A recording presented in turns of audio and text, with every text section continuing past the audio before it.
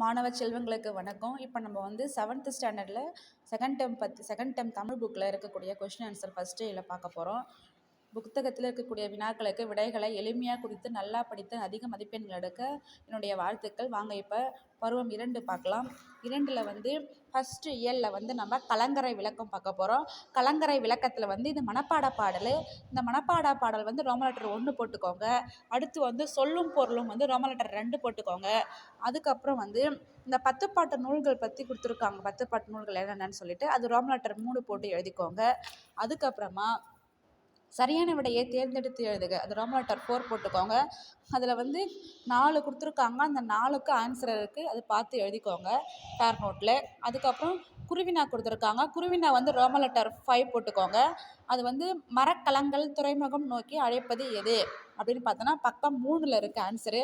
3ல் வந்து எங்கே கொடுத்துருக்காங்கன்னு பார்த்தீங்கன்னா கலங்கரை விளக்கமானது அதோடு எழுதிட்டு அதுக்கப்புறம் எதுலேருந்து தொடங்கணும்னு பார்த்தீங்கன்னா கீழே இருக்குது பார்த்தீங்களா, கடலில் துறைமுகம் அறியாமல் கலங்கும் மரக்கலங்களை தன் துறைமுகம் நோக்கி அழைக்கிறது. அது வரைக்கும் குருவினா ஃபஸ்ட் கொஷினுடைய ஆன்சர். மேலே கலங்கரை விளக்கமானதுலேருந்து கடலில் அதில் தொடங்கி அழைக்கிறது வரைக்கும் முடிக்கணும்.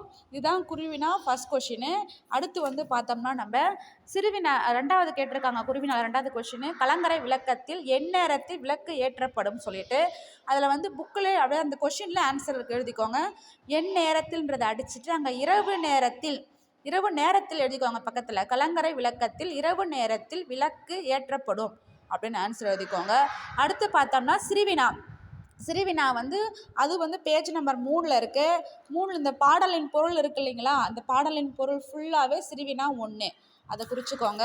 அதுக்கப்புறம் பார்த்தீங்கன்னா சிந்தனை வினா கலங்கரை விளக்கம் கப்பல் ஓட்டிகளை தவிர வேறு யாருக்கெல்லாம் பயன்படும் என நீங்கள் கருதுகிறீர்கள் எழுதுங்க. அதுக்கு என்னென்ன கடல் ஆய்வு செய்பவர்கள், மீனவர்கள், கப்பற்படை வீரர்கள், கடலில் மூழ்கி முத்தெடுப்போர்கள், இவர்களுக்கு எல்லாமே அது கலங்கரை விளக்கம் பயன்படும். இதை எழுதி இதோட முடிச்சிருங்க. இதுதான் ஃபஸ்ட்டு கலங்கரை விளக்கத்துக்குடைய அனைத்து வினா விடைகளும் புக் பேக் வினா விடைகள். இதை எழுதிக்கோங்க. நன்றி.